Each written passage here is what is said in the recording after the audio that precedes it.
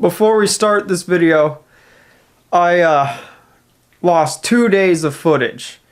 It was all the footage of us making the start of the jack stand, axle stand face plates. We cut out 3 of them, but I still have the footage of us finishing the 4th one and moving on to the other parts. But we lost those 2 days of footage, so it'll look like we traveled to the future a little bit here in this episode, but my fault. I was rendering the video and then I was cleaning off my desktop and I threw away the render while it was rendering and threw away all the footage to it, so whatever.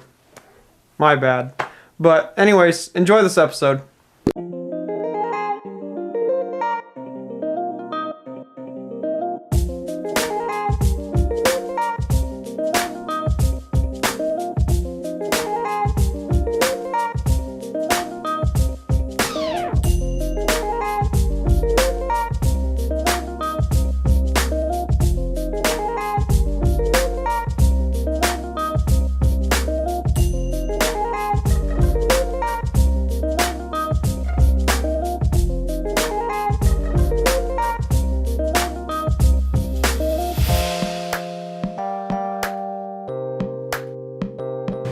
Hey bros, welcome to another episode of Cougar House Garage. If you don't know who I am, I'm Scott BC and I make videos almost every day and upload them on YouTube of the daily garage life.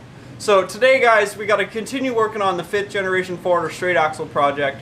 We got to cut out our 4th axle stand face and then get ready to cut out the sides of it. Stay tuned.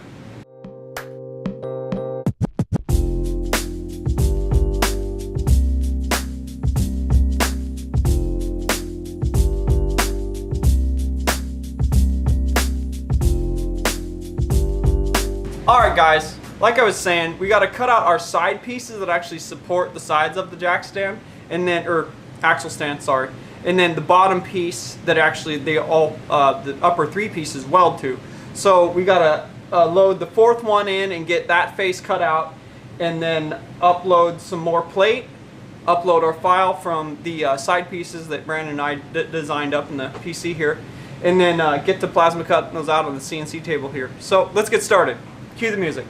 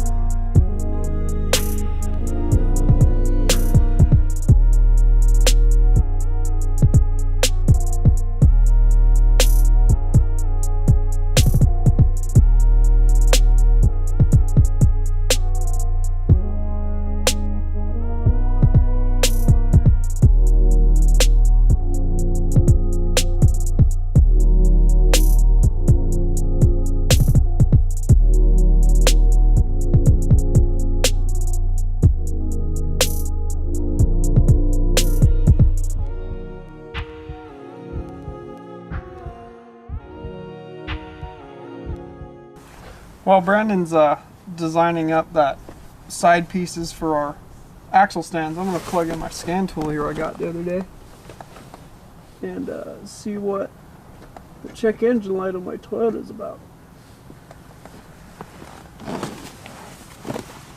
Let's see here.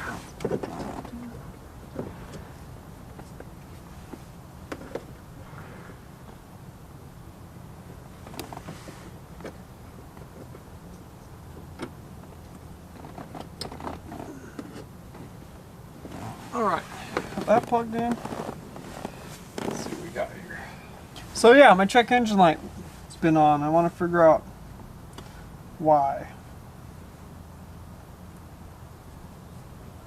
Display codes, there we go. Current codes. Vehicle speed sensor fault. Okay, so that's the only thing wrong with it. The vehicle speed sensor fault is these 3rd gen 4RUNNERs. They have the wheel speed sensor on your ABS tone ring up front. And the Tacomas go off of the transfer case. It's got an electronic thing that tells the speed of the transfer case to give you your speed on your speedometer. So since we straight axled it, we have to get one of those wheels or those transfer case speed sensors, plug it in our transfer case because it's the same one. Toyota just puts a plug there, and then we'll be able to make that check engine light go away and make our speedometer finally work. So I'm glad it wasn't something like O2 sensors or something stupid. So cool. Right. Woo-hoo-hoo.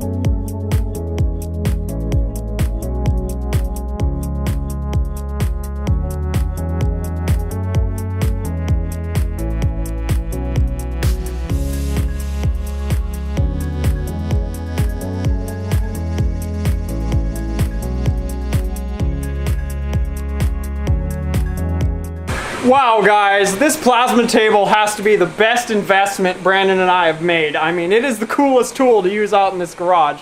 We got our side pieces cut out. We're gonna see if we can get another plate in there. We're kind of getting low on plate. I need to pick up some more 1/4" plate tomorrow. But yeah, these are looking awesome, guys. I mean, check this out. You know, yeah, we're fighting slag, but that's because our air compressor is small. You know, when we get it going good, the slag will not be an issue no more. Just we need a bigger air compressor. We need a 60-gallon double pumper that can maintain 100 psi at all times. Ours is a 30-gallon single pumper, but it's maintaining 90 psi, but it needs 100. So yeah, we're going to continue. We're going to probably knock the slag off these after we load another plate in the machine there, so we can have that cutting out as we're knocking the slag off these. And yeah, we'll see where we get here before the end of the day, but it's pretty awesome, guys.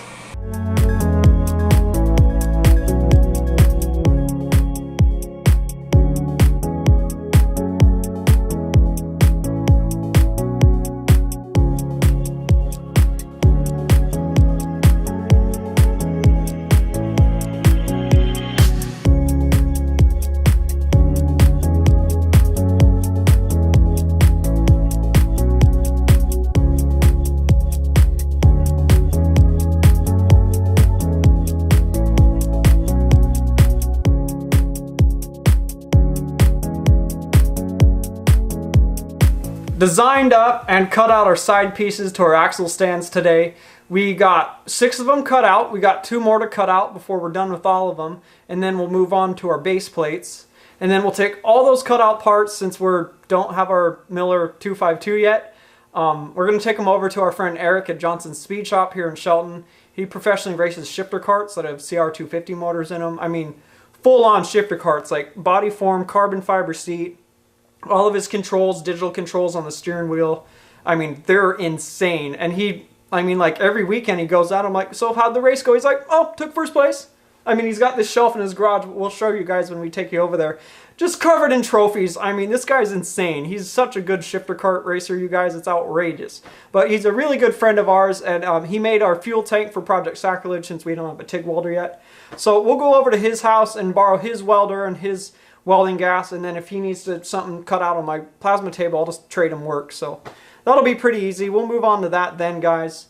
But pretty productive afternoon. I think those those axle stand end support pieces look super awesome. I was just like, hey Brandon, you want to design up those side parts? And he's like, okay. Turned out awesome. I love it, and I just hand him the reins like that. But pretty good episode today, guys. Pretty productive afternoon, if you ask me. Thanks for watching. Thanks for being here. Thanks for your constant support. As always, guys, we really appreciate it. If you guys like Cougar House Garage, you like what we do, check us out at cougarhousegarage.com. Check us out at Facebook /Cougar House Garage. And we are Cougar House Garage on Instagram. Follow us there, guys, and we'll catch you tomorrow.